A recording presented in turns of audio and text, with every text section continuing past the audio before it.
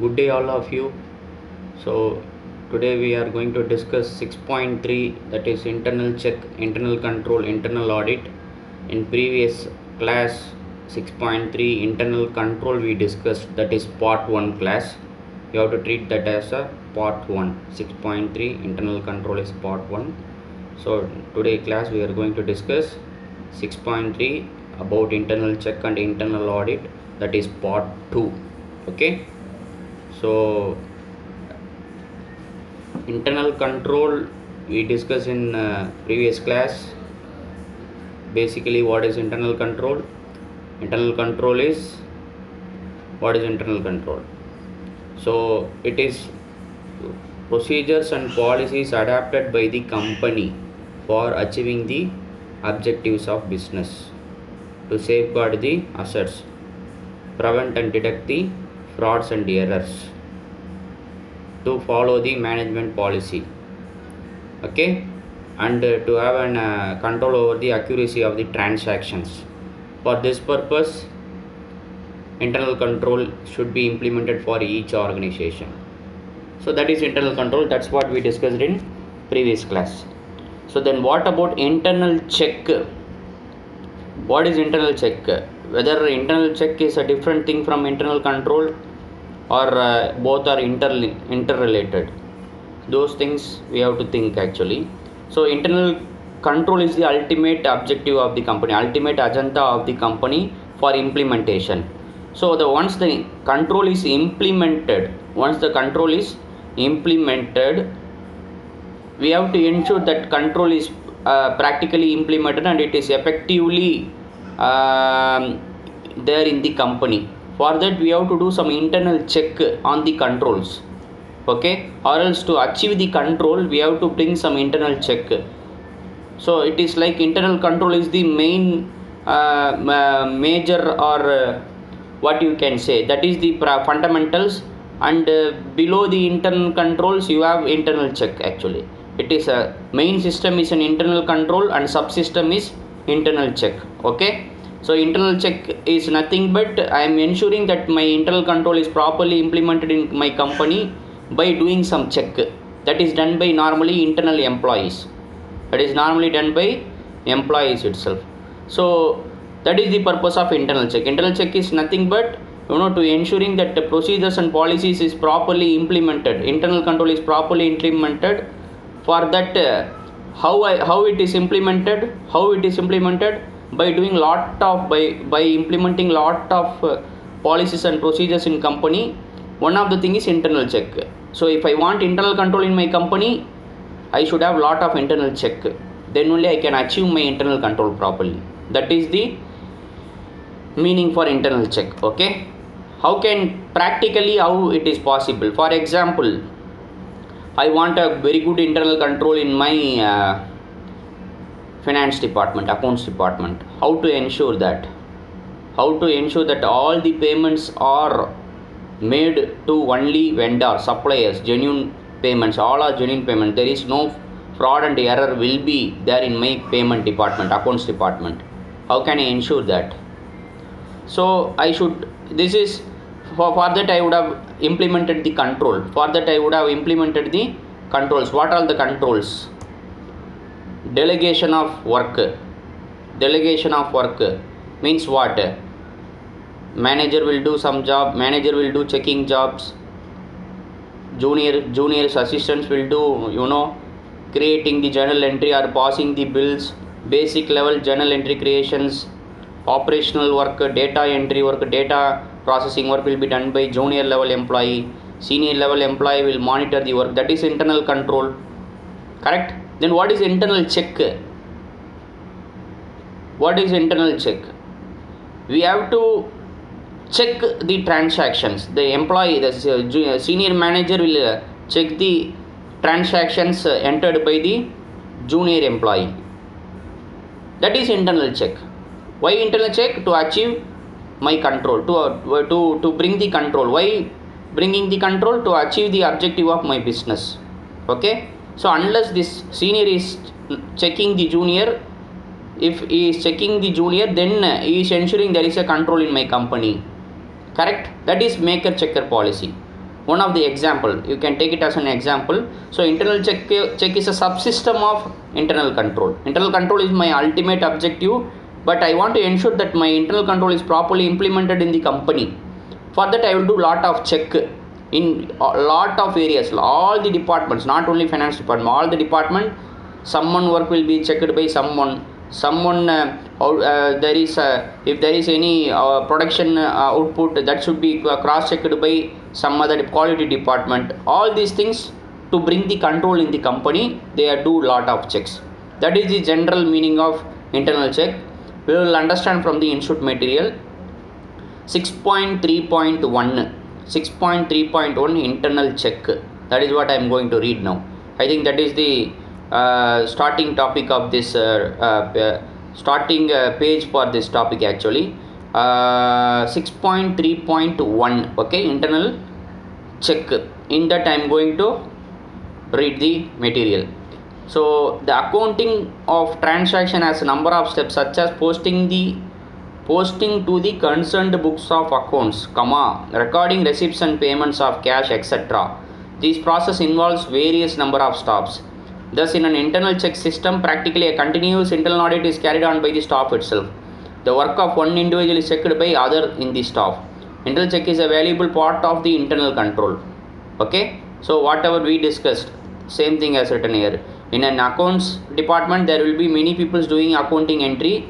In such a case, one person work is checked by another person. It is internal check. Why this internal check? To ensure that I have an internal control in my company. It is done by employee itself.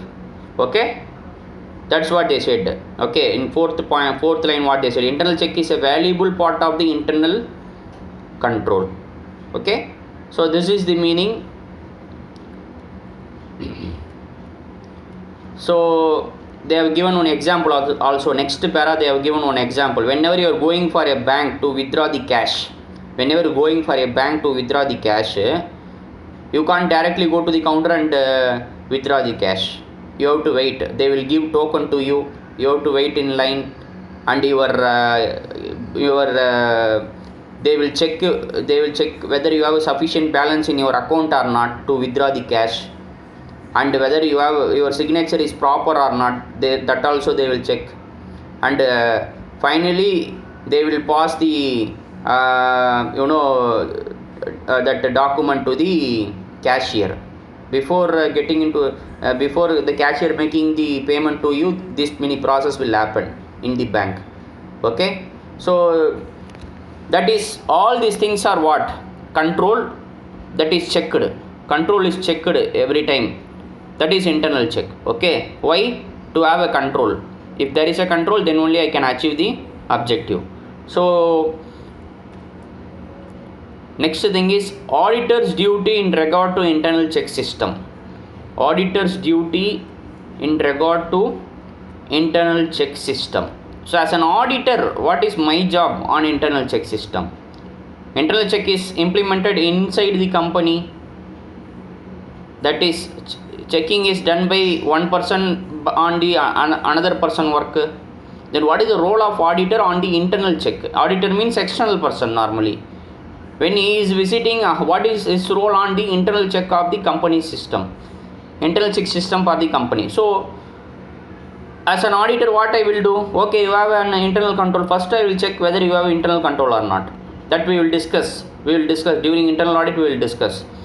Then I will also check if you have an internal audit, whether it is properly implemented or not. If it is implemented, whether it is internally checked properly or not, whether this control is there in the place or not. For that, what I will do as an auditor, I will do the test on their internal check. I will do the sample test on their internal check, whether they are following the internal check properly or not. That as an auditor I will check. Okay, what I will check? Maker checker policy. One person should pass the journal entry, another person, GM manager should sign, monitor and verify, and he has to sign the payment prepared by the junior employee. Then only payment can be processed. I will check whether all the payment is properly verified and monitored by the GM or not. That I will check. Okay, internal checking is done by themselves, but whether it is done properly or not is checked by auditor. So this is general meaning. We will understand here what is the theory actually. I am going to read the heading auditor's duty in regard to internal check system. Below that first pair I am going to read. In the case of a big concern where there is a good internal check system, the auditor may to great extent presume the accuracy of the accounting, but he must not be negligent. He should apply a few test check. That is, he should check a few transactions here and there, and at random or check fully the accounts for a few months and carry out a thorough check of the whole of a certain of transaction taking place during that period. Example, cash sales or cash received or credit purchases during that period. In selecting certain transaction or representative on true specimens, the auditor should see that such samples, transaction representative on true specimens of such entries stored the year. As I said, auditor, if it is a big company, auditor will assume that they have a very good control, very good internal check system, but that is not enough. That is what I said in second line, so in that para second line, but he must not be negligent. Okay, he have to apply. He should not orally or by seeing, he should not believe. He have to test check. Okay, you have a control. You are doing test check. Whether you are checking that properly or not, that I will check one time as an auditor. That's what they are saying. Auditor duty is, you have an internal check, but I will check that whether you are checking the transaction or not properly. Whether you are checking or not, that I will check as an auditor. Okay.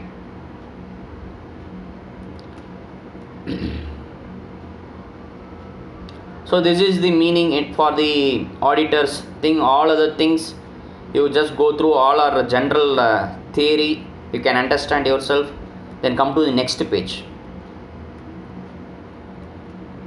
Next page is internal control questionnaire. Internal control questionnaire. Internal control questionnaire means what?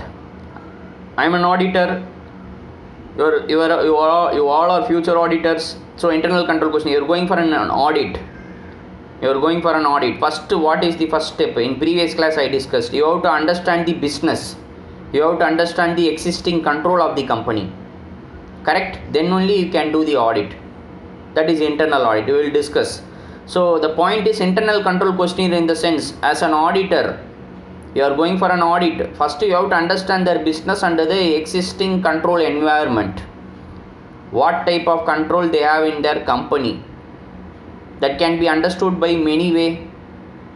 Narrative record, checklist, flow chart. Internal control questionnaire, in previous class we discussed. One of the thing is internal control questionnaire. Internal control questionnaire in the sense, first time I am going for an audit, internal audit for one company. First time, this is the first time I am visiting that company. That is a big company. What is the first step I will do with that company if I am going to start an audit? I have to understand their business properly, because this is the first time I am visiting that company. I don't know about their business and the nature of business and risk involved in their business. So I will discuss a lot with the company's employees for understanding the business, and I will also understand the control which they have in the place for their company. Okay. So internal control questionnaire in the sense, I have lot of doubts about your the control about your company. I have lot of doubts means I have lot of queries, because I don't know what type of control you are having.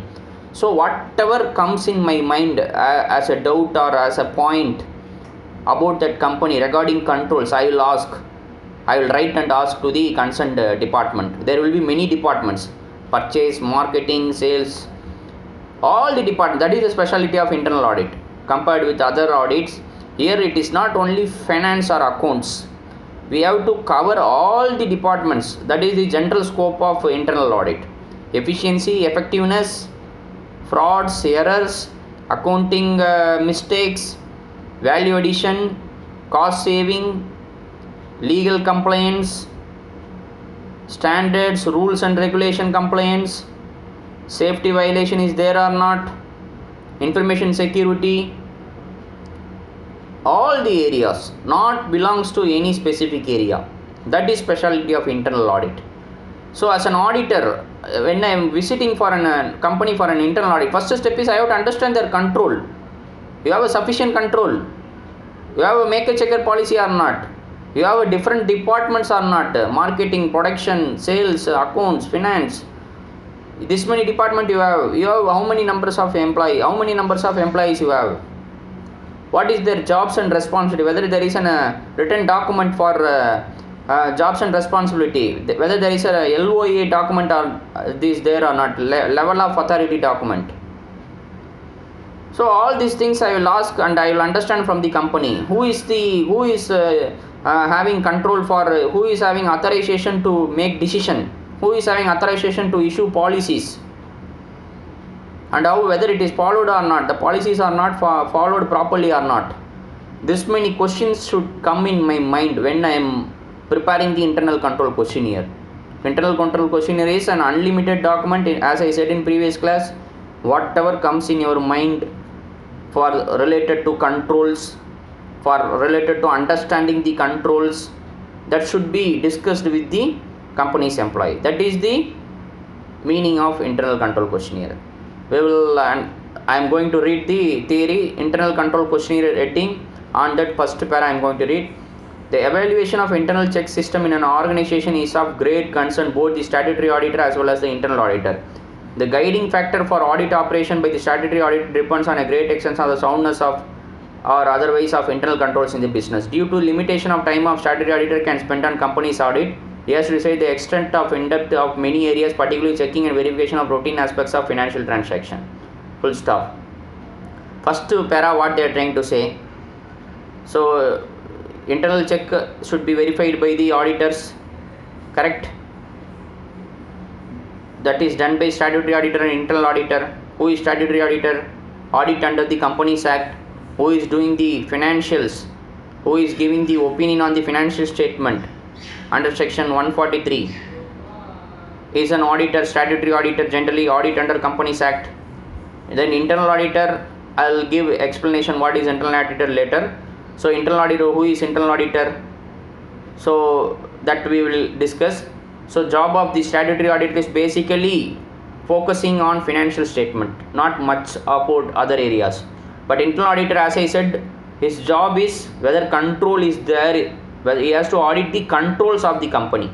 He has to audit the controls and internal controls and internal check of the companies. Policies, procedures properly implemented, whether they follow the rules and regulation, whether is there any frauds and errors. All the points is audited by internal auditors. It's a broad area. Internal auditor job is broad area, not limited only to financials, trial balance, balance sheet. This is not the only area for internal auditor. He will focus on all the areas. But generally the main focus for statutory auditor is financial statement. Correct? Because he is giving opinion on the financial statement. Okay? So that is what they said here. The statutory auditor don't have time to check all the areas, so it is impossible. That's what they are saying. So next para, second para I am going to read now.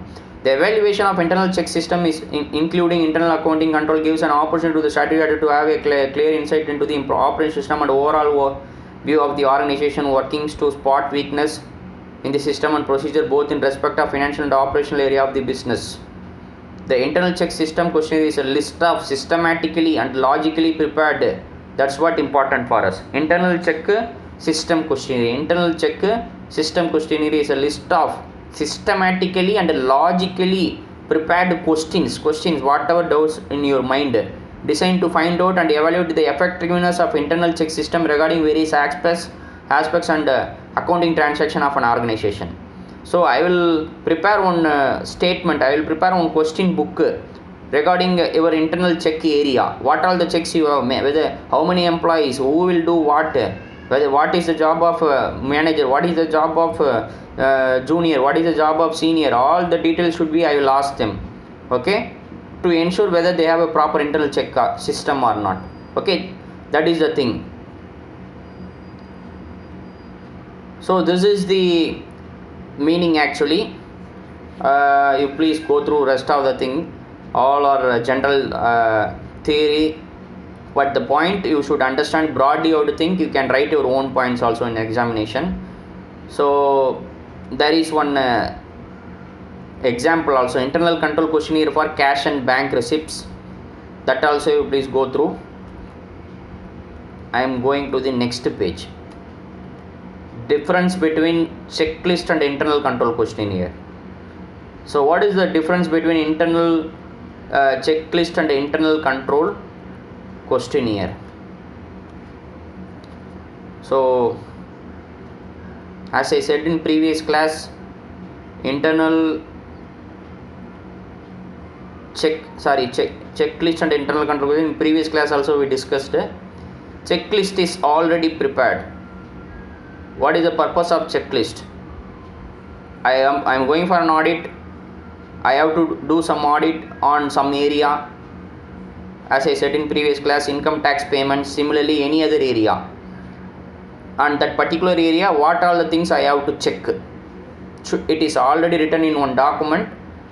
I am going to read that document, I am going to understand the document, and I am going to check what is there in the checklist.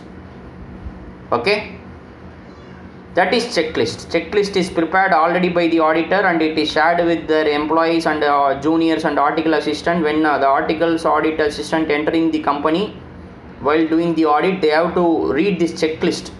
Check this item like this. Physical verification of asset. Do all these activities. Everything is written in the document. He has to read the document and he has to check simply. He need not to think further anything apart from this checklist. Okay, because already everything is covered in the checklist. Okay, but in case of internal control questionnaire, it is like we are not clear about the controls. We don't know the controls. So whatever comes in your mind during the course of audit, you do. Spontaneously you will do. You will ask lot of questions and you will check. That is the difference between checklist and internal control questionnaire. Checklist is already prepared and circulated. Based on that list document, I will do my audit. But internal control questionnaire is like, and it is not at already prepared. I am just going to a company for an audit, and whatever comes in my mind as a doubt or points, I will audit, and I will ask from the client and I will audit. That is the general difference between internal control questionnaire and checklist. We will understand here checklist and internal control questionnaire difference.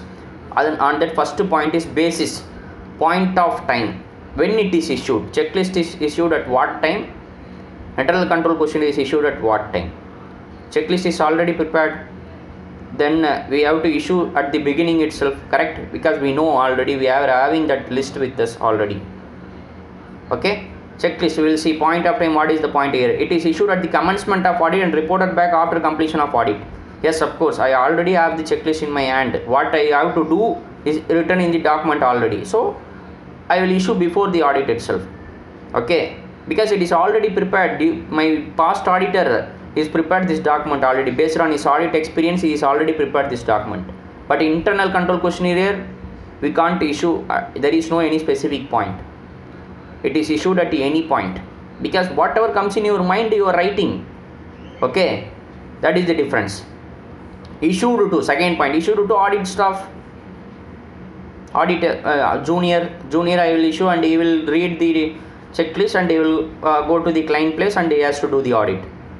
What about internal control questionnaire? It is issued to employees of the company. I will ask a question to employee and he has to answer.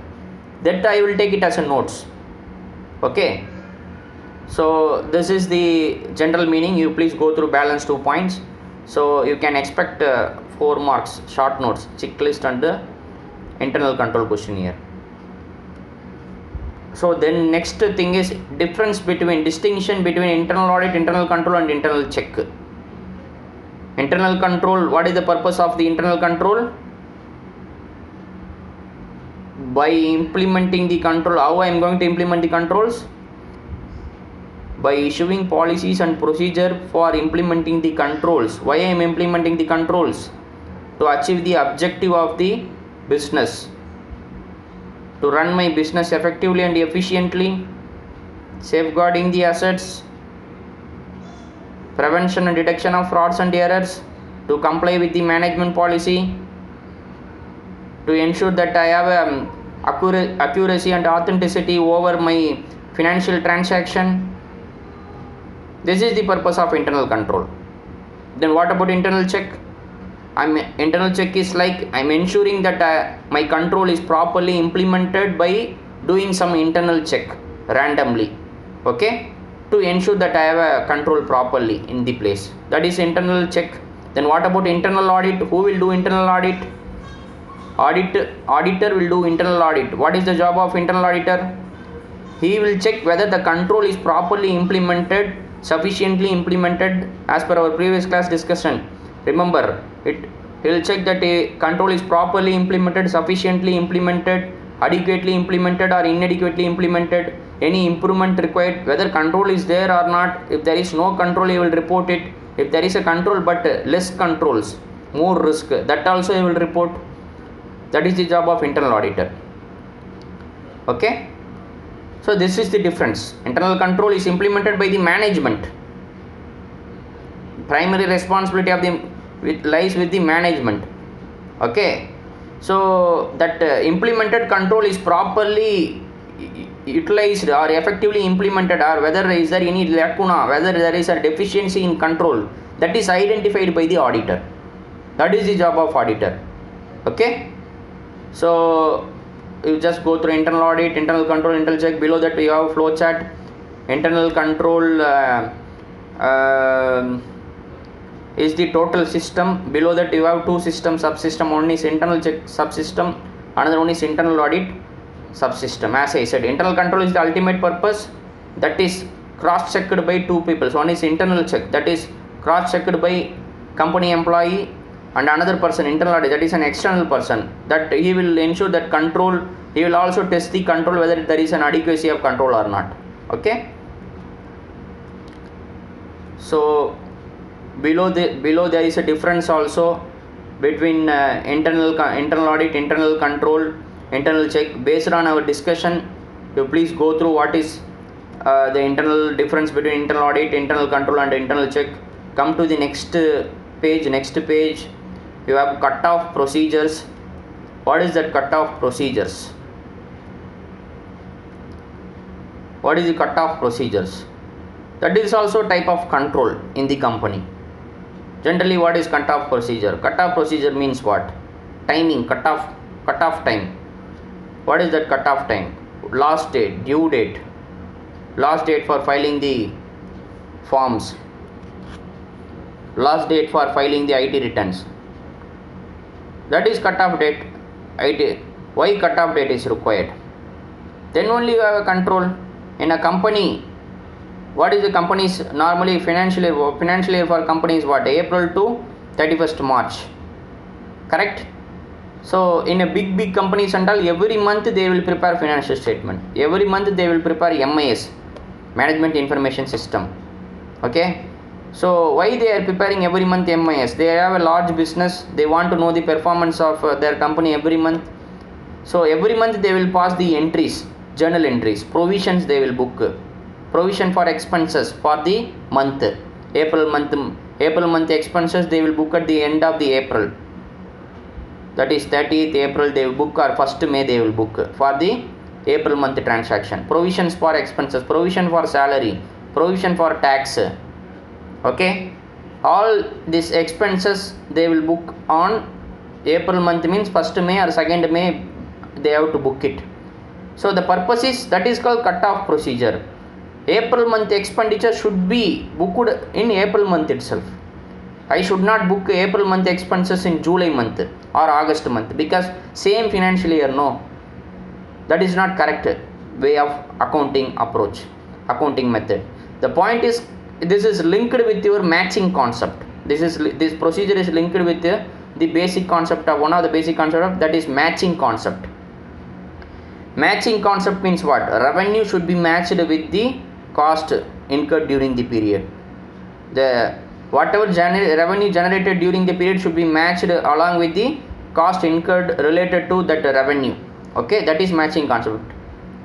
Revenue should match with the cost. That is matching concept. So that matching concept, how to ensure that is there in my company? Thing is, April month sales I have accounted, then I have to account April month expenses also in April month itself. Then only matching, I am matching the revenue versus cost. Okay, then only it gives the correct picture net profit. The April month profit should be correct. Okay, so April month revenue I am booking, but April month expenditure I am booking only in December, then that is not the correct way. So cutoff procedure is nothing but I have some timelines to do something like filing return, filing GSTR 3B, GSTR 1, and filing income tax return, paying taxes, filing TDS. All these things are come along with the cutoff date. Even passing journal entries in the company, 31st March is the cutoff date for the financial year. Correct? April to 31st March. After 31st March, they will give 1 or 2 days buffer days, 1 or 2 days for passing the journal entry. Okay?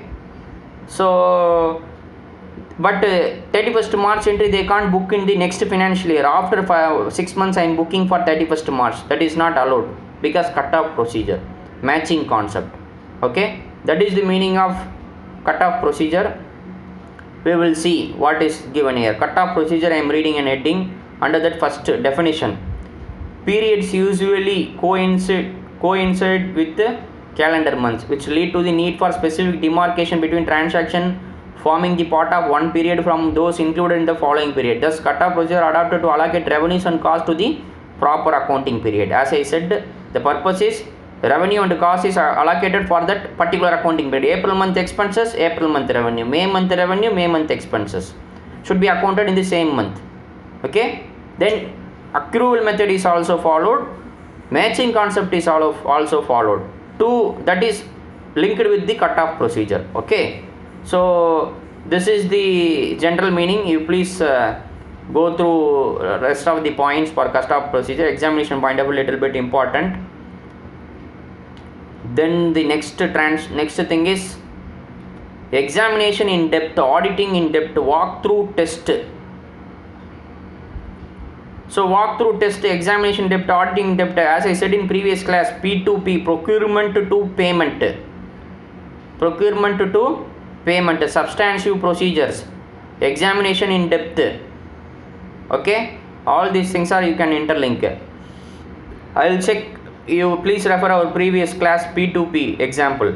So what I said in P2P example, procurement to purchase to payment, whatever the transaction is occurring, I will check all the transaction in depth. Okay, while doing this job I will fix some tolerance limit first.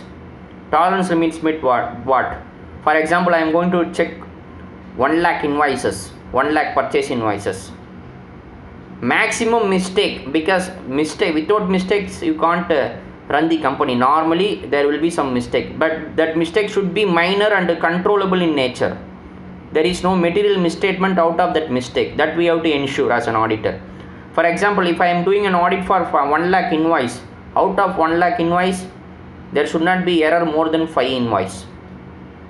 1 lakh into 1 lakh, out of 1 lakh invoice there should not be more than 5 invoice. I should not find more than 5 invoice error. Okay, that is tolerance limit. That is auditor's tolerance limit. If it is more than 5 invoice I am finding error during my audit, then I will report. If it is less than 5 invoice, then I will see whether it is material misstatement or not. If it is not materially misstated, then I will ignore. There will be minor error, means I will ignore. Materiality, that is materiality. So I have to fix the tolerance limit first. Then I have to do the audit in depth from top to bottom. P2P, procurement, purchase to payment, how the purchase is happening. Lot of steps we discussed in previous class. All those steps I will check and I will give my report. Okay, I will check the 100% transactions also.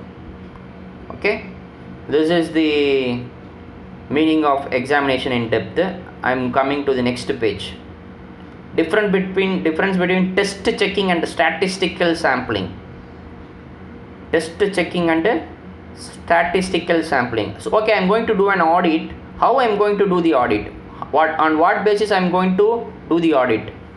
Okay, one is test checking. Test checking means based on my experience and capacity and competence,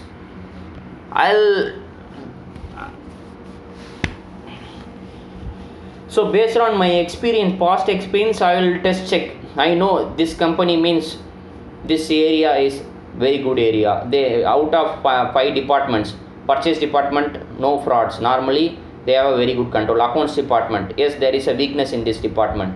So we have to test check. I'm selecting sample on my experience, based on my experience, which sample I have to select. Randomly also I will select samples means I'm going to do an audit. For that I'm selecting the samples. So the test checking means randomly test basis I am doing. There is no specific format or formula I am using. What is formula and format? That is statistical sampling. For example, I am fixing some limit. Every 10 lakh expenditure I have to check 1 lakh rupees. That is statistical sampling. Okay, every 10 lakh expenditure I have to check 1 lakh rupees audit. So 10% I am fixing ratio, 10%. Every 10 lakh I have to check 1 lakh transaction as an audit. I have to take it samples for my audit 1 lakh rupees. So test checking is not like that. I will take 100. I will, whatever the things comes in my mind based on my experience, I will apply and I will do it an audit. I will do it the audit. That is the difference. So here I am just reading selections, difference between test checking and statistical sampling. Selective transactions are verified. Based on my experience, I am verifying the selective transactions. Here how it is selected, drawing a sample from large number of transaction. 10 lakh thing I will get it, 10 lakh rupees, total 10 lakh expenditure I will take the data and randomly I will select the sample for 1 lakh. Any amount, whatever the amount it comes, that 1 lakh it is taken, sample based. That is sample. Selective transaction means 10 lakh na, I will take 5 invoices. That amounts to 2 lakh. Then I will check that 5 invoice only. But here it is not like that. Randomly the sample will throw the figures and based on that I will do my audit. That is the difference. Technique, no specific technique is used here. Lot of technique, average sample, random stratified sample, all those different sampling method, right? All the samples we have to apply here, those techniques. So like this, what is the next point? Subjective. It is subjective in nature. Based on my experience I am conduct the audit, test checking. But this is mathematical. Statistical sample is a mathematical one, operational research one. It is not subjective. System will identify the figures and it will throw for audit. That you have to take it for your audit purpose. Okay, that is the difference.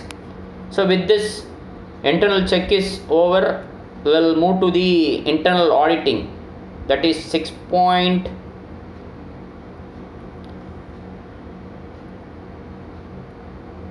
6.3.3 is your internal audit. 6.3.3 is your internal audit. Yesterday's previous class we have completed the 6.3.2. Correct? That is internal control we have already discussed. So today we have completed internal control first. Now we am going for internal audit, 6.3.3 internal audit. You also please turn the page and come to internal audit. So what is internal audit? Normally it is done by external person. External person means they will appoint an auditor for audit. They will do the internal audit, and sometimes in a large companies, big companies, they will have a separate department, internal audit department. It is separated from other department, independent department. Okay, they will do the audit on their company itself. Internally also they will appoint an auditor, or externally they will outsource some people for doing internal audit. Internal audit does not mean that internal employee only can do audit. Company employee need not be an internal auditor always. Some big companies, they have an internal audit department. So in medium companies or many companies, they will appoint internal auditor from the external audit firms. Outside, third party, they will appoint as an internal auditor for their company. Okay, we will understand what is internal audit first. As I said, internal control. What is internal control? By bringing the policies and procedures. Why I am bringing the policies and procedures? If everybody is following the policies and procedures, then I have a control in my company. Control is there, then efficiently, effectively I will do my business. That is the purpose of internal control. Then what is the job of internal auditor? Internal auditor's job is whether the control is there in your company or not. That is the first job. If there is a control, whether it is adequately there or not. All your department is having some control or not. That I will do as an auditor. I will do an audit and I will ensure if there is a control, whether it is properly implemented. Then I also check whether it is properly followed by the peoples or not. Your policies and procedures are effectively implemented or not, and also your policies and procedures are updated properly or not. Is there any lack of control or lack of policy clarity, or policies are not followed by the employee of your company? All the things are checked by the auditor. That is internal audit. Okay, auditing the controls and procedures and internal check. That is the job of internal auditor. Why this auditing? To know the performance of the company, to measure the performance of the company, to check whether they have a loss in their company or not, any excess wastage, excess loss, to check they have violated the policies and procedure or not, to check is there any frauds and errors in the company or not, to check whether they have a very good financial entries, very good, they have a whether they have a very good authenticity and authorization over the financial transaction of the company or not, to check whether all the peoples are following the management policy or not. For that there should be one person, for that there should be some department, for that there should be some independent person who has to monitor all these things. That is the job of internal auditor. Okay, so with this we'll go to the theory. Internal 6.3.3 internal audit, industry specific. So under that I am going to read. Internal audit is an independent appraisal activity. Independent means not controlled by other person. Internal audit is an independent appraisal activity within an organization by the staff of the entity or by an independent professional appointed for that purpose. Okay, he may be an internal employee or a separate auditor is appointed exclusively for this purpose, for review of accounting, financial and other operations and controls established within an organization and as a service to the organization. The objective of internal audit is to furnish the analysis, appraisal, suggestions and information concerning the activities reviewed to the management for promoting effective control at reasonable cost. Whether they have a sufficient control or not, that is reviewed and recommended, and giving some advice to the management. That is the job of the internal auditor. Come to the next page. Now the next question is, the meaning. So then what is this internal audit? The meaning, but whether it is mandatory to appoint an auditor for the company. It is mandatory to appoint an auditor for the company, internal auditor for the company, under section 138 of the Companies Act. Under section 138 of the Companies Act,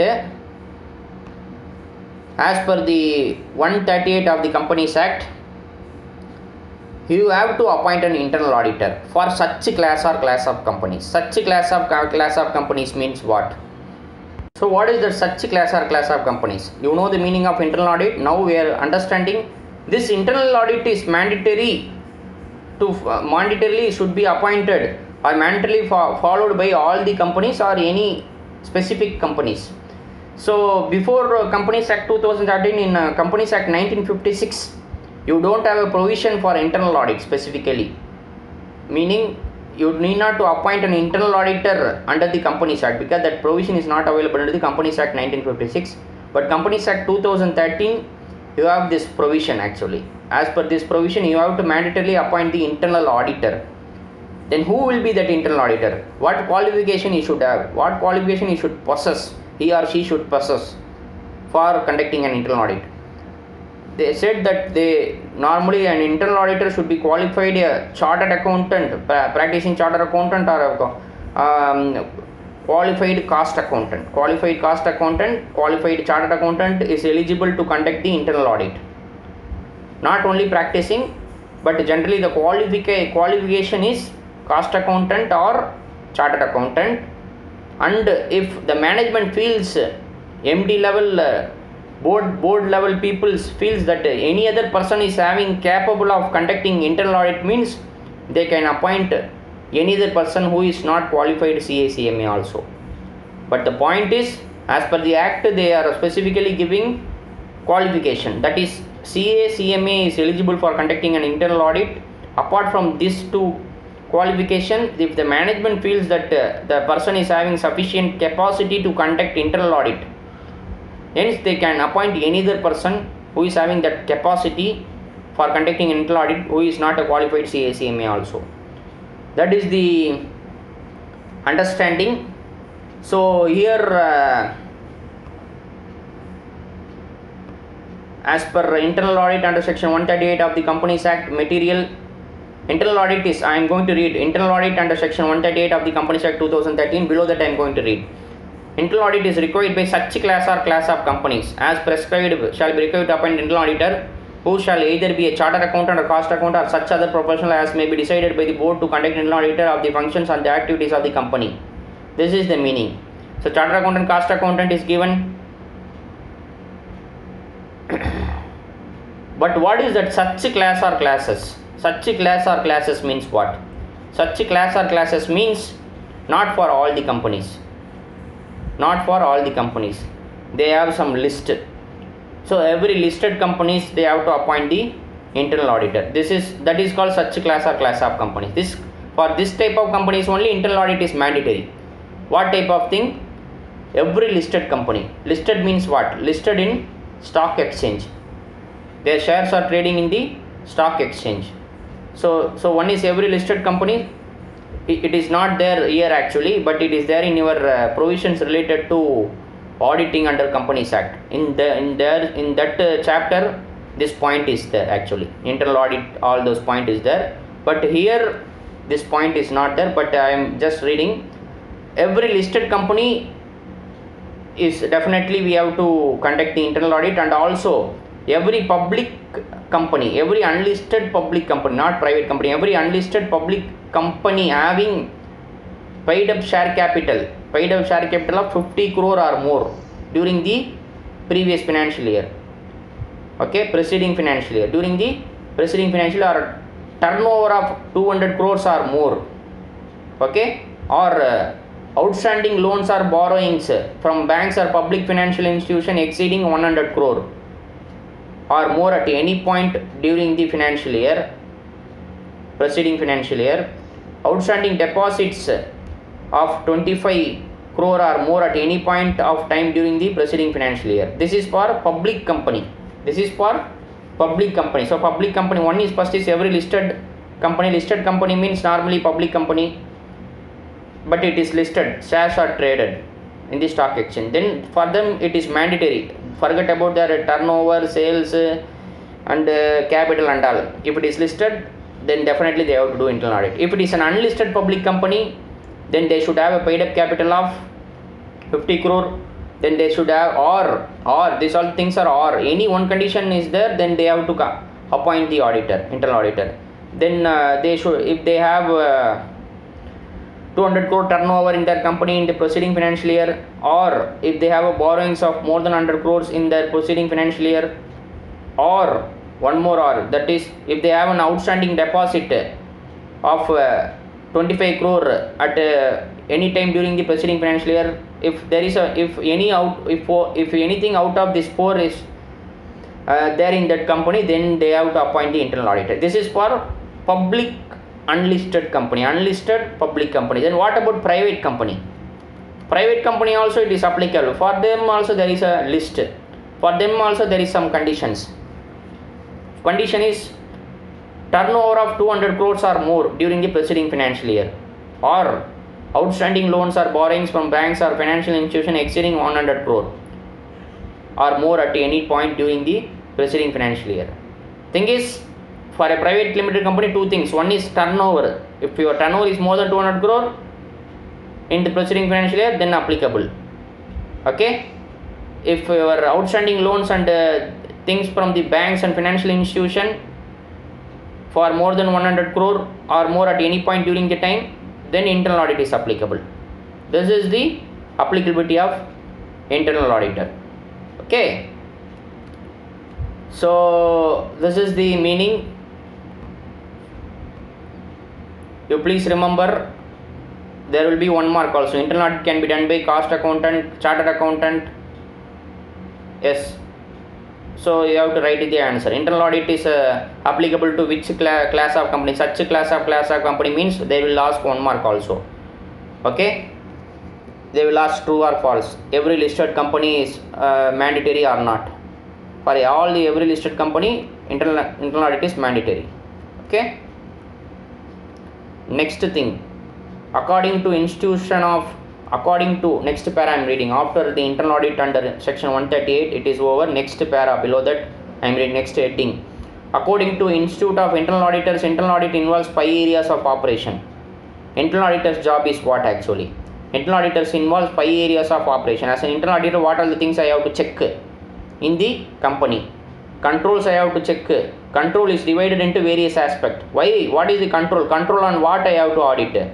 Control on object, control on assets, control on policies and procedure, control on accounting, control on frauds and errors, okay, control on management policies, whether they have a control or not. That I have to audit. Correct? So for that it is given. First one is reliability and integrity of financial and operating information. Reliability and integrity. Reliable. Whether this company is having reliable financial information. Is there any manipulation? Integrity means what? Changes. There is no changes there is no illegal authorization, or there is no fraudulent manipulation of the books of accounts. I have to test check who is eligible for operating, who is eligible for preparing the financial statement.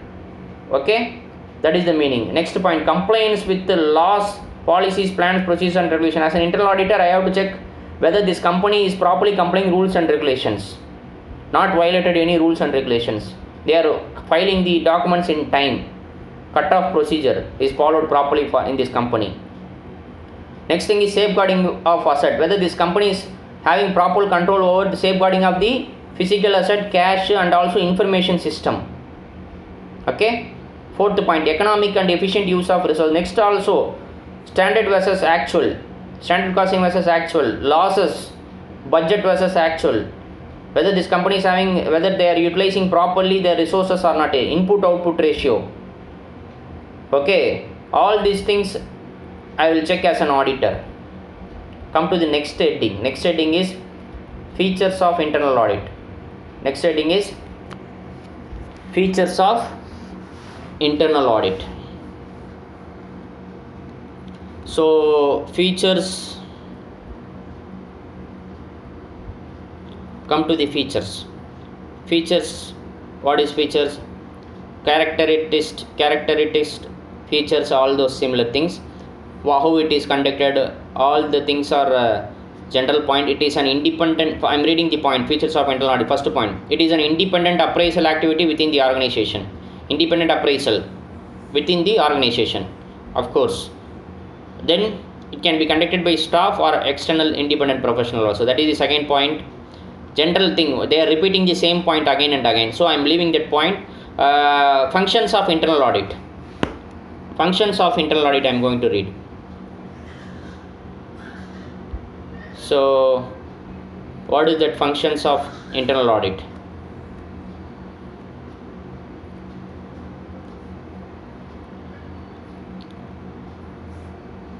I am going to read the first para. Very large organization and some small organization and small and medium size of organization also have found the need of for internal audit in addition to the external audit. Internal auditors are employees of the organization and work exclusive for the organization. Internal auditors are employees of the, not always employees, as you know that there may be some external person can be appointed as an internal auditor. Okay, so functions of internal auditor can be described as follows. What is the job of internal audit? That's what they are saying. Functions of internal auditor. First point in the functions of internal auditor, an appraisal function. Appraisal means what? Monitoring, measurement, reviewing. Okay, reviewing the controls. Appraising means measuring. Okay, valuing. The internal, I am reading the point. The internal auditor job is to appraise the activity of others, not to perform a specific of data processing. For example, person who spends his time checking employee expense claims is not performing internal audit function, but an employee who spends time reviewing the system of checking employee expense claim may be performing internal audit function. What they trying to say? Internal audit job is not checking the data entry work. Okay, not checking the whether that person is putting entry correctly daily. 100,000 entry means 1,000 entry is correctly entering or not. It is not the internal audit job. Internal auditor job is whether there is a system, whether there is an adequate system in the company, whether there is an adequate control, broad control implemented over the financial transactions or not, whether there is an internal inbuilt system is available with the company to monitor that the employee is doing his work correctly or not. That is the job of internal auditor. He will broadly audit the controls, not independent transactions. Okay, not independent each and every transaction. He will check whether there is a control in all the department or not. Physical control, logical control, and system controls. Okay, authorization limit, authorization permission. One employee cannot do the other employee's job because there is an this is other fields will be disenabled for this employee because job profile based authorization, job profile based system authorization, other works he cannot access. That thing I have to check as an auditor. Control means that is control. Okay, then functional, next thing as a service to the organization. General point, all the points are general meaning.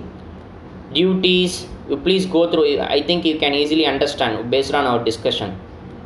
Scope, again whatever the point we discussed already, the same point they are repeating. Safeguarding asset policies, accounting transactions, whether any error, frauds and errors is there or not, effectively and economically and efficiently resources are used or not, all the points in different manner they are same point they are repeating. So I am leaving I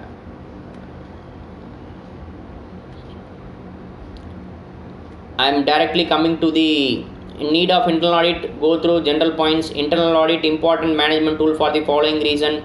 Again whatever the point we discussed, the same points are putting here as a points. I am going to the advantages of internal audit.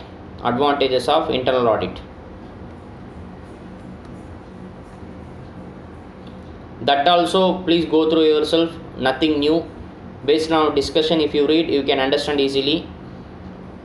Then come to the difference between internal audit and operational audit. Internal audit and operational audit. So internal audit, that is based on the controls. Control means policies and procedures, effectiveness and efficient.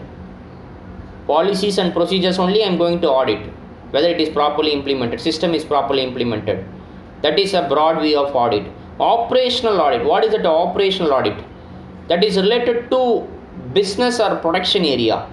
That is related to business or production area.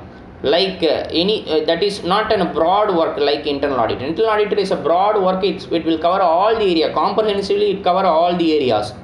It is a compliance oriented, complying whether this company is complying their policies and procedure. That is the main objective of internal audit. But operational audit is related to process and production and business oriented, not a policy oriented. Policy oriented. Operational audit is not a policy oriented. It is a middle level management audit actually. Okay, it is an risk identification. Operational audit means in the production department what are the risk and that what are the control implemented, efficiency, input output ratio, all these things. Okay, I am reading. Internal audit is basically internal audit, operational audit. On that first point, it is a compliance objective, it is risk identification, process improvement objective. Operational audit, I am going to the factory, I am checking the production department, I am reviewing the production flow chart. Is there any improvement I can suggest? That is operational audit. Okay, internal audit is a broad view. I will do audit on all the areas, not only related to operations. And internal audit, financial accounts focus majorly financial accounts, minorly operations. But operational audit, it is focused on business, that is products, process, production process. That is the main thing. Internal audit and effectiveness focus, here efficiency and improvement focus. This is transaction based audit, this is process based audit. So that is what the difference is. So you please go through. Come to the next thing. Next one is vouching and verification. So after internal audit, the next thing is 6.3.4. 6.3.4 is vouching and verification. 6.3.4 is vouching and verification. Please go to the 6.3.4. Next to internal audit you have that 6.3.4 vouching and verification. That is the last topic for this chapter. Vouching and verification. What is that vouching and verification? We will discuss first vouching, then verification. Okay. What is that vouching and verification? So vouchers. What is that vouchers generally? Vouchers means what? So whenever we do the transactions with the purchase or sale, whatever the transaction, that should be backed up with some documental evidence, correct? You say that you purchased a machinery of 1 crore. What is the proof? First proof is invoice. That is voucher, right? That is a type of voucher, piece of written evidence. Okay, voucher is like a documental evidence for that particular transaction, that you are saying this transaction is verified by auditing the voucher. Voucher is like a document for that document backing up the transaction. So transaction, whatever the transaction in a company, they can't do without vouchers. For minor petty cash expenses they can do without voucher, but large expenditure, middle level expenditure with piece of evidence only, they have to do the transaction, correct? So it's a written document, it is an evidence available to ensure the transaction is occurred properly, we have done it properly. That is the meaning of voucher. Okay, here we will understand voucher meaning. Voucher is a piece of substantiating. I am reading under the vouching, I am reading voucher meaning. Under that I am reading first thing. A voucher is a piece of substantiating evidence in the form of written record of expenditure, disbursement or completed transaction. Okay, example of types of voucher: cash memo, sales invoice, purchase requisition slip, purchase invoice, gatekeeper note, bank paying slip, anything backing up the transaction. It is not only purchase, sales, anything else. GRN, how you received the goods inside the company. While receiving the goods, I have to prepare one note, that is called GRN, goods received note. That is also a voucher for that transaction. Some document should accompany the transaction. That document is called voucher. It is not only financial transaction like GRN or any other thing. Minutes books is also voucher for board meeting. Whatever in board, something, whatever the discussion is happened, should be recorded in the minutes books. Okay, that is also a voucher. So types of voucher, I am going to read the types of voucher. Original and collateral vouchers. Original vouchers are called primary vouchers and their copies or supporting documents are called collateral voucher. Primary voucher, the main voucher, that is original copy. Original copy is a original vouchers. Okay, so that is what they said. Collateral vouchers means copy, duplicate copy, third copy, second copy, buyer copy, seller copy, all the copy, government excise duty copy. There will be many copy for one invoice actually. All these things are collateral voucher. Internal vouchers, external voucher. Next point is internal and external vouchers. If it is generated inside the company, then that is internal voucher. Normally cash vouchers. Petty cash vouchers are generated inside the company. Hence it is a internal internal voucher. External voucher means what? When you do purchase, you are getting the invoice from the external party, third party. That is external vouchers. Okay. Then what about next one? Third one, missing vouchers. Missing vouchers. What is that? Missing vouchers. Missing vouchers means normally vouchers book will be there. Vouchers book means, for example, cash expenditure, they will maintain cash vouchers book.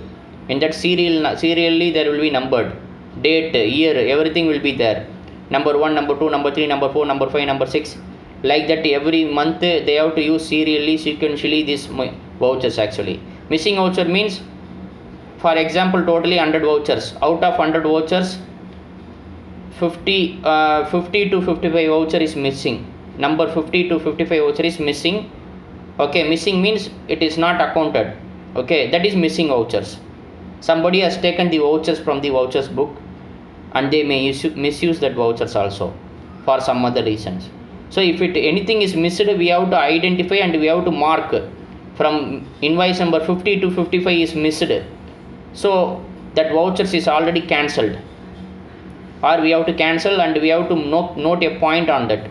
That vouchers we should not book any transactions. That is missing vouchers. They will do some fraud later point of time by taking the vouchers. So that is missing vouchers. Okay, we will understand the theory here. First point under the missing voucher. Missing voucher can be any of the following: missing cash memo, missing page in cash collection statement, missing invite salon.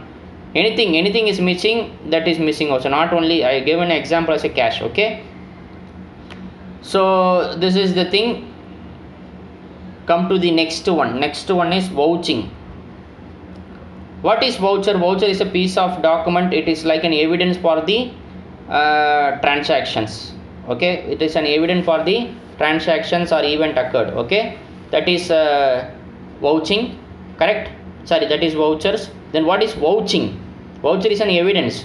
Vouching is, I am auditing on the vouchers. I am auditing on the vouchers. Vouching means I am ensuring that the transactions are genuine and this vouchers is also genuine. It is not only simple checking. Voucher means it is not only checking the numbers. Purchase 1000 means 1000 rupees it is purchased. It is not like that. In voucher also there should be 1000. It is not like that. Pens, for example, you take pen example. Ballpoint pen, 100 pens purchased for 1 lakh rupees. 100 pens purchased for 1 lakh rupees. For that I have a voucher. Do you believe whether a ballpoint pen, normal ballpoint pen cost 100 pens how much? 10 rupees means how much? 1000 rupees or 1500 rupees maximum. They are giving a bill for 1 lakh rupees. As an auditor, what you do when you are doing a vouching? Vouching means it is not only checking the journal entry entered in the books of accounts and related vouchers. Journal entry, they passed on journal entry. Purchases of pen, 100 pens 1 lakh rupees, they passed into journal entry. And they have a voucher also for that. Both are matching. 100 pens, 1 lakh rupees the amount. In system also 100 pens, 1 lakh rupees is the amount. Hence matched, tallied, correct. I did my vouching. It is not like that. Vouching is like you have to think and you have to apply your mind and you have to vouch. Even though books entered, journal entries entered, you have invoice also, payment is also made to vendor, still the transaction is not genuine. Because we know that normally pen cost around 10 rupees or 15 rupees. So 100 into 10, it may be 1000 or around 1000 to 1500 rupees. That may be the cost. But actual cost they entered in the books of accounts is 1 lakh.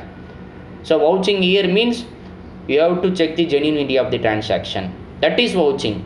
Not only checking the numbers. That is general purpose of vouching. Okay. We will understand here. What is vouching. Vouching. Under vouching I am reading the first para. Vouching is the examination by the auditor of all document evidence which are available to support the authenticity of the transaction entered in the client record. Authenticity means what? Correctness, truthfulness. All these things are related to authenticity. Okay. And second para is what? The act of examining all documentary evidence, vouchers, is referred to as vouching. It is a basic objective to establish authenticity of the transaction recorded in the primary books of account. Authenticity means whatever entered in the books of accounts is genuine. genuine is authenticity. And also authorization, there is an authorization, it is properly approved by someone, it is properly approved. Voucher means what? There will be signature, manager signature in the voucher, that means it is authenticated. Okay, that is also a thing. So vouching is said to be the essence of the auditing. Third line is vouching is said to be the essence of auditing, termed as a backbone of auditing. For each and every transaction we have to do vouching to ensure the authenticity of the transaction. Authenticity means correctness, authorization is there, and they have a control over the transaction. Okay, that is vouching. Then what about next thing? Teaming and ladding or lapping. Next thing is teaming and ladding and lapping. What is the teaming and ladding and lapping? It is type of fraud actually. It is type of fraud actually. What is this teaming and ladding actually?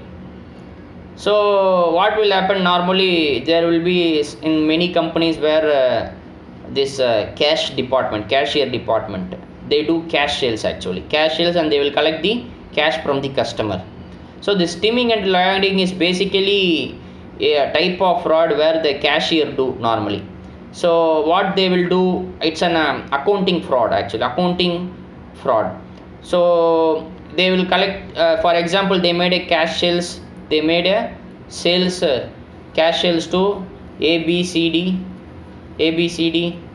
So not cash sales, credit sales, as in they made a credit sales to the ABCD initially, and now the customer is repaying the money. That means what? They are paying the cash to the cashier. That means they got a credit term and now they are repaying the money to the cashier, because they have to repay. They purchased something from the company, they have to repay the money. Now they are repaying with the cash to the cashier. What this cashier will do? There is a 4 customer A, B, C, D. So for example, A is paying 10,000 rupees. A is paying 10,000 rupees to cashier. Okay, he has to, what he has to do, he is collecting money from A. So what he has to do, he has to pass an entry, bank account debit to A account credit, bank account debit to, or cash account debit to A account credit. He has to put an entry, cash account debit to A account credit, because he has received money from the A. He will not pass that entry, he will leave it. He will take that 10,000 for his personal use and he will spend for his personal purpose. Then B will come. After 2 days B will come. B will pay 10,000 rupees to the cashier. B will pay 10,000 rupees to the cashier because some cash transaction is happened, because he has to repay the amount. Cash purchases means he has to repay the amount because he made some credit purchases in the past. Now he has to repay that amount. Okay, so the thing is, B has to repay this 10,000 rupees to the company. So what will happen in this case? Cashier is receiving the money from B, but he will account as that money is received from A, not from B. Okay, he will account that money as he is received from B, is received from A, not from B. So now he will pass an entry, cash account debit to A account credit. Initially he is received from A, he used for his personal expenditure. That time he is not accounted anything. When B is repaying, he will account that he is received that amount from A. That is the entry he will pass. Then after 10 days C will come. After 10 days C will come. He will pay 10,000 rupees to the cashier. That time what he will do? Instead of recording for C, he will record it he received from B now. He will record it from he received from B. Got it or not? Cash account debit to B account credit. After 20 days D will come. After 20 days D will come. He will pay 10,000 rupees. That time what will happen? He will account that money as he is received from C, not from D. So cash account debit to D account credit. So after 29th day, what he will do? 10,000 he is collected already. 10,000 he is used for his personal expenditure on day 1. that 10,000 he will bring back to the company's account. That 10,000 he will bring back to the company's account, and he will account that he has received from D, and he will tally the cash statement, You got it on what I'm saying? Initially he is misusing the amount 10,000 for personal expenses. Later on he is received from B. That B, whatever he received, he is accounting as he is received from A. Again C is giving the money, he will account it as he is received from B. Again D is giving the money, he will account it as he is received from C. After some days, whatever he spent for his personal expenditure, now he is bringing back the cash to the company, and he will account under the name of D. So the account is tallied. So that is steaming and lading. You got it or not? It's a type of fraud happening in the company. How to avoid, how to monitor, how to scrutinize this type of fraud? That is why I said in one of the our classes, surprise check. Surprise check means I will go to the cashier department anytime, and I have to check what is the collection for the day, whether it is accounted in the system or not. Immediately I will check. By applying the surprise check, I may reduce this type of frauds in the company. That is the meaning for this steaming and lading. Very important actually. You can expect short notes. So I am just reading the theory here. Steaming and lading is a commonly followed method of misappropriation cash by concealing cash shortages and converting them to recoveries from another customer. It is not uncommon in case of cash collection if the internal check and internal control transaction are not proper. So example, whatever the example I gave, the same thing is given there. So next para is steaming and lading may not amount to fraud, but negligent on the part of the management, weakness in internal check or control may lead to substantial amount being misappropriated by the cashier, because cash is misusing, but later time he is bringing the cash into the company. Okay, come to the next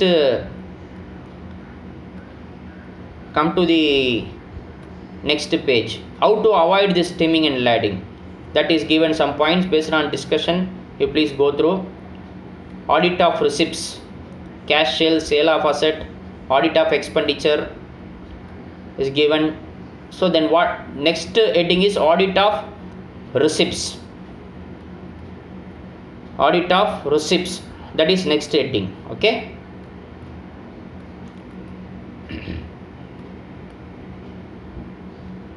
What is this audit of receipts? Audit of receipts means what? Receipts means what? Inflow means sales. One of the inflow is cash sales. Cash sales means we are receiving the cash into the company. That is risk prone area. One of the example we just now saw, steaming and lading. So audit of cash sales. How to audit the cash sales? What are the things I have to check as an auditor? How to ensure that whatever the collected money is properly accounted in the company? Got it or not? General points, what should be there in your mind when you are auditing the cash sales? It is dealing with cash. So cash means you are receiving the cash. So how to ensure there is a control? I have to check the whatever the cash received is immediately accounted. Okay, and also the cashier should not do any other job. He has to do only cashier job. He should not have access over accounts, customer accounts, or he should not have an access over debtors also. Okay, he should only pass cash entries. That is his job. And there should be some proper cash receipt book, voucher book. Everything should be accounted, and also whatever the cash collected during the day should be deposited in the bank immediately on the same day or next day. Okay, and there should be some monitoring person. Some manager should monitor the cashier also. He has to daily close the cash balance, and it should be physically verified by the manager also. Okay, these are the general controls in our mind. We will go through here what are the controls they have. First point is under the cash sales I am reading. First point, ensures that the entity internal control is in place over receipt from sales. Examine authorization level for making cash and receiving the money. Who is eligible to receive the money cash? Who is having that authority? Cashier. Second point, examine few bills in order to check the accuracy of rate, amount, discount and tax computation also. So cash sales you are making, what is the product quantity, product name, product rate, how much discount is allowed as per the company, what is the rate of tax, everything I have to verify. If for example GST is only 5%, I am collecting 18%, wrong GST, then I will collect excess money. Possibility is there. Like this, you please go through yourself. Come to the next one, sale of asset. Sale of asset means what? Audit of receipt means money coming inside the company. When money will come inside the company? When I do sales, product sales, it will come. And another area is when I am selling my asset, scrap sales. Life of asset is over, I have to sell this asset. While selling that asset, I will get some money. That is sale of asset. How to audit this sale of asset? You have to think general points. First of all, it is not a small amount, it's a big amount, normally capital expenditure. Then when I am selling the asset, I should have an approval and authority first. Without approval and authority, I cannot sell the asset. Any work, audit means you have to write these points, approval, authority. Approval and authority should be there. And also when I am selling the asset, I have to check the Companies Act also. I can't sell my operating asset. Easily without the permission of the management or without permission of shareholder. I can't sell. I have to refer the Companies Act. First I have to check whether they have an authorization approval as per the company's policies, and I also check whether they have completed the Companies Act properly or not. And I have to check the fixed assets register, the status of the asset, whether it is in working condition or not working condition. And I have to check how they sold this asset, how many quotation they have obtained from the peoples, how they offered the asset. And I have to check the tax portion also, GST portion on scrap sales, whether they have sales, they have applied the tax rate properly or not. And also I have to check the accounting aspect, whether they removed from the block of asset or not, whether I have to check whether they followed the depreciation correctly and the book value is correct or not, whether I have to check loss or profit or sale is properly accounted or not. This many point I have to check. Okay, you go through yourself, lot of point is given here.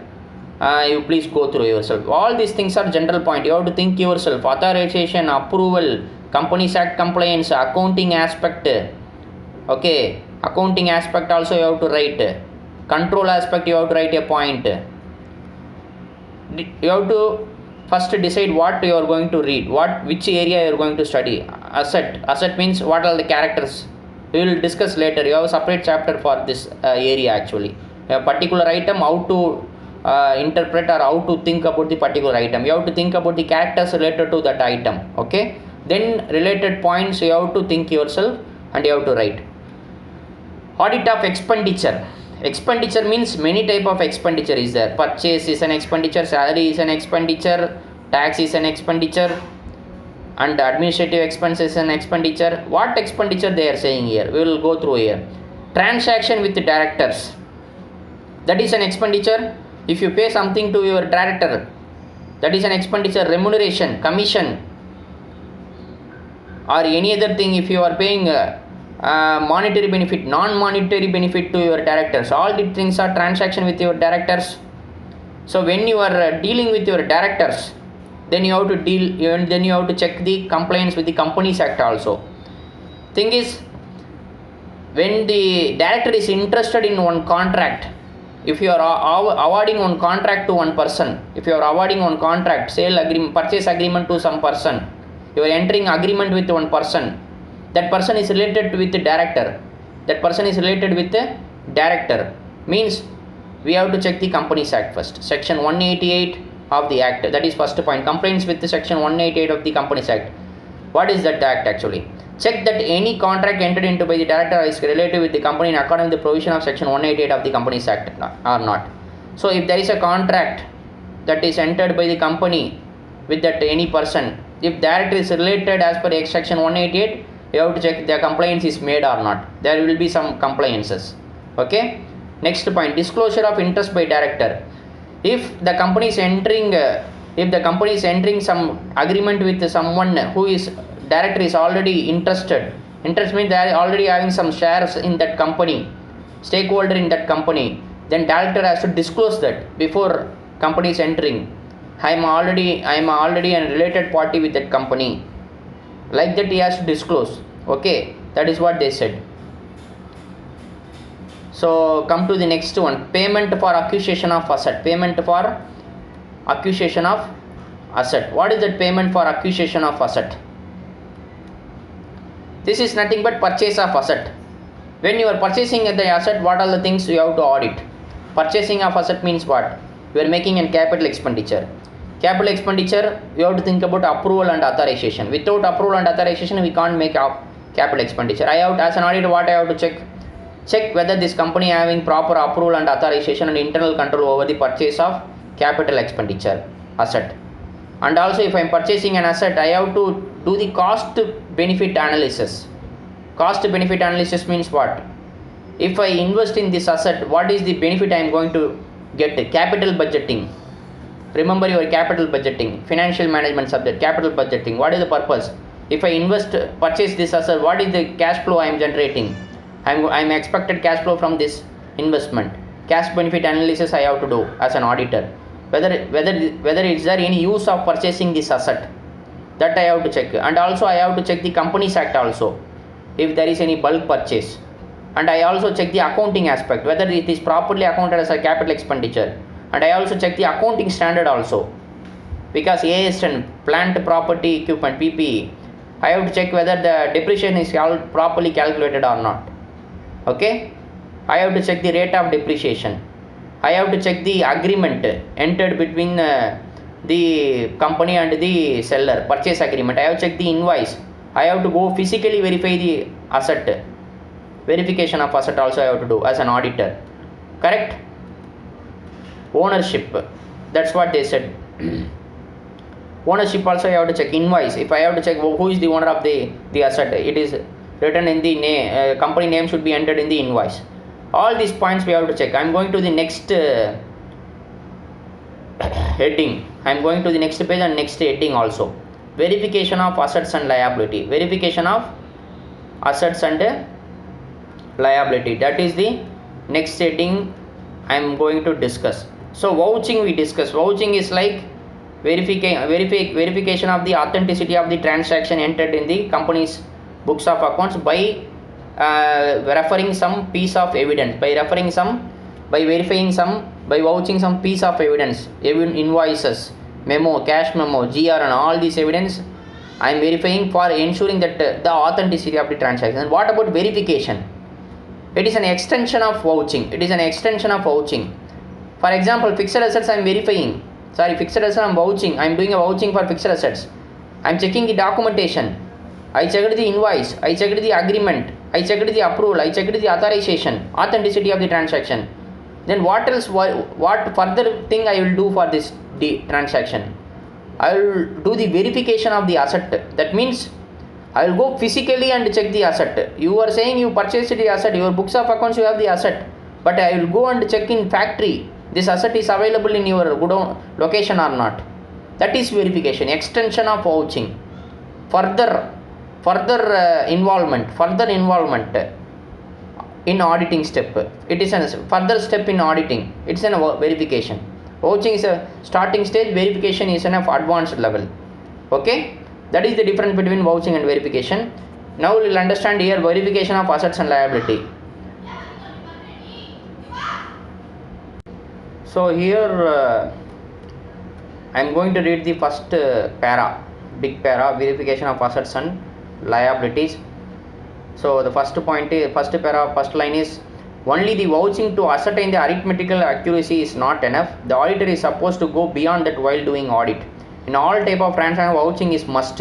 But in case of capital items, the auditor is required to go beyond that and verify the physical existence and evaluate the assets and liability to arrive the true and fair view of the state of affairs of the business. So auditor's job is not only vouching. He is saying we have to do verification also in case of assets and liability. In case of asset, we have to go physically and verify the asset, then only we have to confirm. That's what they are saying. So nowadays it is now I'm continuation I'm reading. Nowadays it is a statutory liability of the auditor to verify the assets and liability, and if he fails he is held liable for negligence. Okay, in London Oil Storage Company Limited versus Sir Haslak and Co., it was held that an auditor who fails to verify the existence of asset as shown in the balance sheet of the company is liable. In another case, Arthur E. Green and Company versus the Control Advances and Discount Corporation, it was held that an auditor is guilty of negligence if he fails to deduct time-barred debts with the schedule of debts. Okay, the thing is, these are the example you please remember for a 1 mark purpose. Okay, next thing is definition. Next para, verification as defined by Spicer and Pegler is an inquiry into the value. I am inquiring further, verifying into the value, ownership, title, existence, possession and presence of any charge on the asset. Value I am checking. 1 crore, you said purchase of fixed assets 1 crore. I will also check whether this will worth for 1 crore or not. Ownership, you are saying you are the owner. I will check whether you are owner or not. I will check your invoice, I will check your purchase agreement. Okay, exist title. Title also, like it is a fixed asset. Who is the ownership? Title, ownership are similar. Existence, physically you are having this asset in your in your asset in your location or not. Possession, you are the owner. Possession, and whether you have taken, and presence of any charge on the asset or not. That thing is you are the owner, but have you got any loan by pledging this asset, by giving collateral as this asset, and I have borrowed any loan or not? Then you are not the owner. Banker is the owner. Okay,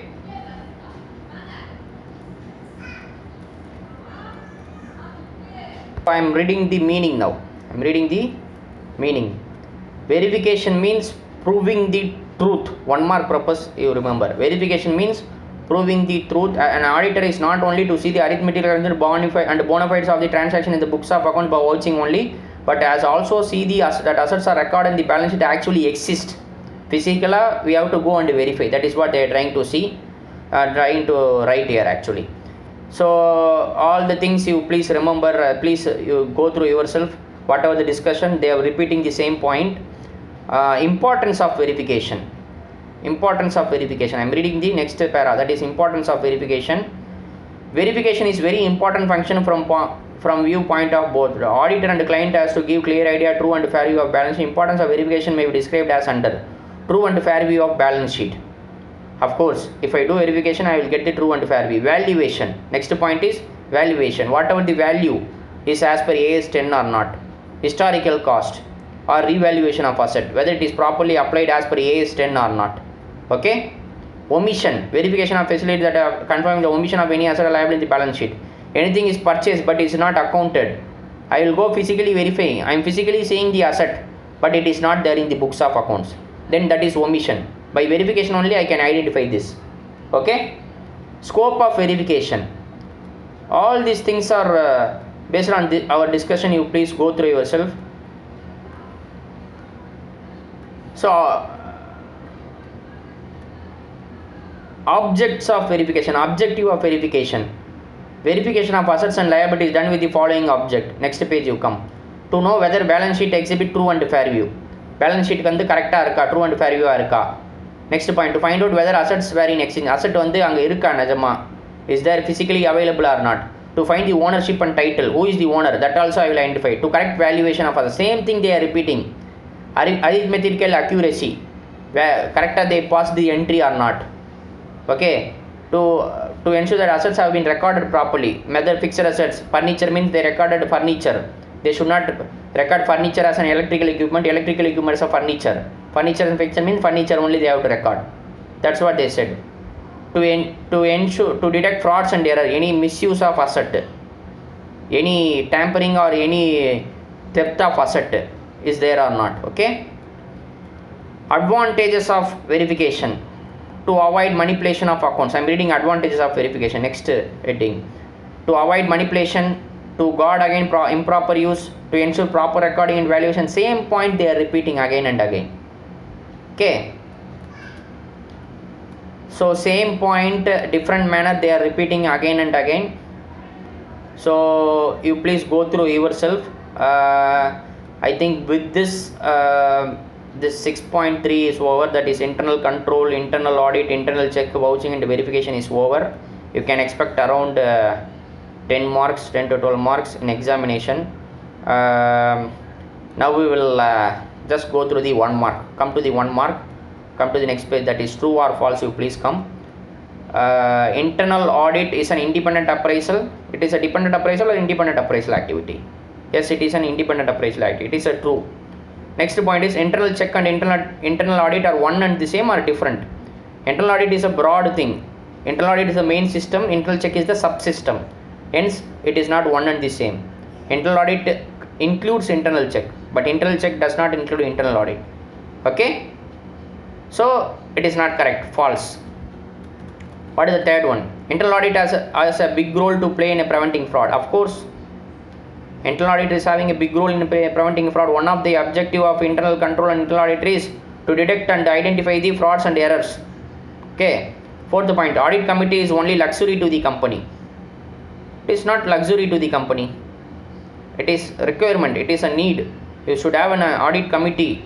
They will monitor all type of auditor related work. We will discuss what is audit committee when it is applicable, mandatory also. Okay, later point of time we will discuss, but audit committee is not luxury one. We need audit committee actually. False. So it is false. Internal auditing is a function distinct from authorization and recording. Of course, authorization and recording is an employee's job, general common junior employee's job, but internal auditing is normally an independent appraisal of the controls. So it is true only. Okay. Sixth point, special consideration is applicable for audit of expenses of a company. Special consideration is applicable, audit of expenses, true, they said true, but any area it is special consideration, not only expenses, revenue, asset, liability, all the things we have to give special consideration. Examination point of view, please remember this is true. Okay. Internal auditor of a company cannot be its cost auditor. We will discuss this point actually. Because internal auditor, who can be an internal auditor, who can be a cost auditor, who can be a statutory auditor, this we have to understand. Who can be a tax auditor? Internal auditor can be, who can be an internal auditor? Cost accountant or chartered accountant can be internal auditor, correct? Then statutory auditor, who is statutory auditor?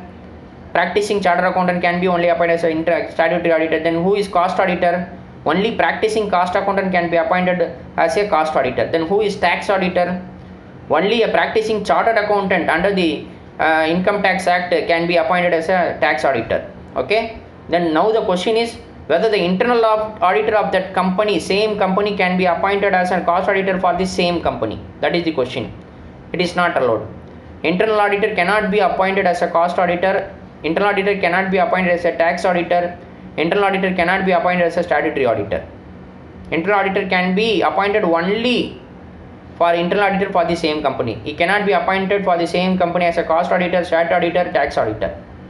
Okay.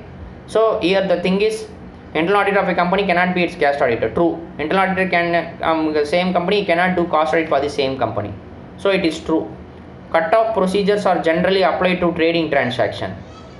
It is applied for all the type of transaction, but examination point of view, remember true they made actually. They said here true actually, you remember as a true.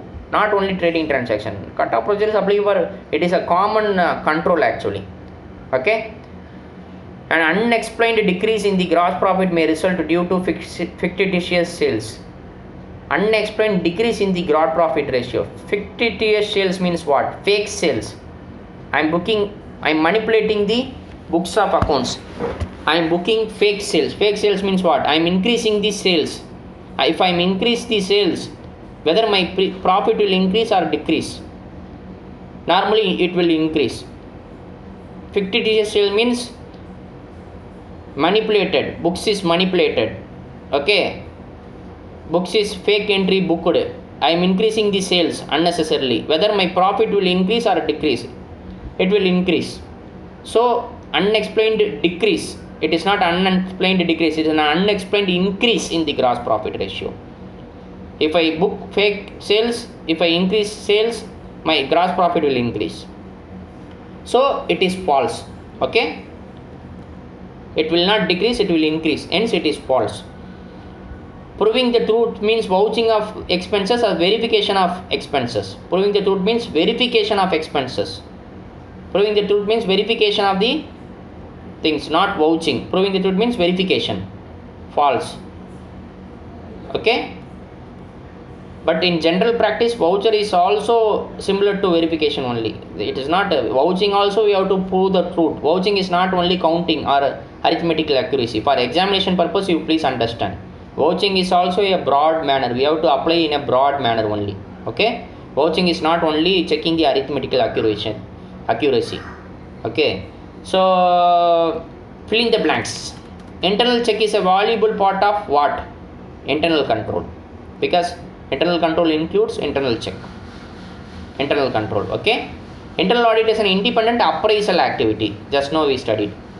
Then what is proving the truth means vouching of expenses, income, asset, liability, all the things, not only expenses, but examination point of view, remember expenses. Cutoff procedure generally applied to trading transaction. Just now we studied in the choose the correct answer. Trading transaction. Test checking is dash and dash. Dash and depends on the choice of the auditor. Test checking is judgmental based or what based is it actually? Test checking subjective based, not mathematical based. It is a subjective, based on my experience, based on my wish I am choosing the samples. That is test checking. Okay. Sixth is the internal audit is appointed by the company only. Management. Company means management. Seventh, concept relating to internal auditor is appointed by management. Statutory audit is appointed by the auditors. Statutory audit is appointed by the shareholders of the company. Okay, we will understand in our next topic, provisions related to audit under the companies, and we will understand who will appoint who. Okay, cost audit appointed by whom, government audit is appointed by whom, statutory audit is appointed by whom, internal audit is appointed by whom. We will understand in the next chapter. Okay, here the point number 7. Point number 7 is concept relating to internal check is known as what? Organizational independence. You please remember.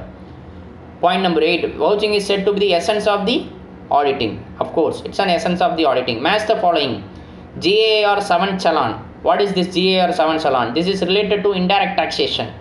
This is related to excise, central excise. It is not there presently. Central excise, most of the provision is not applicable present days. Okay.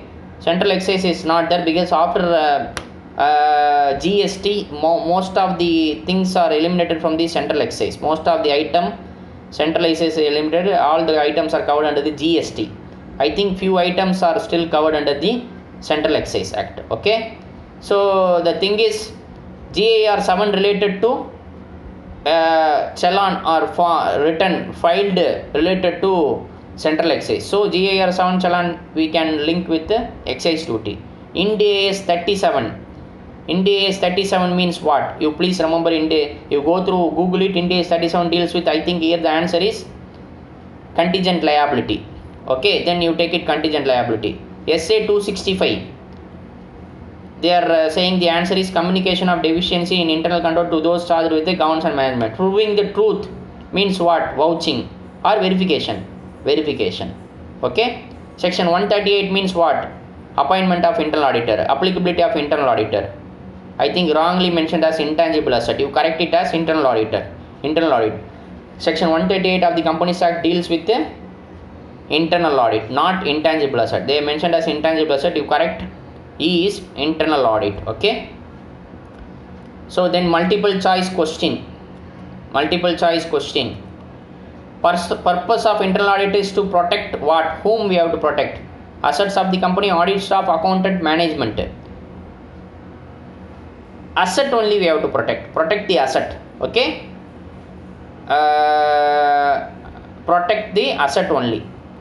I think asset is the correct answer. Yes. Purpose of internal audit is to detect errors in the accounting record, employee record, cash record, bank record.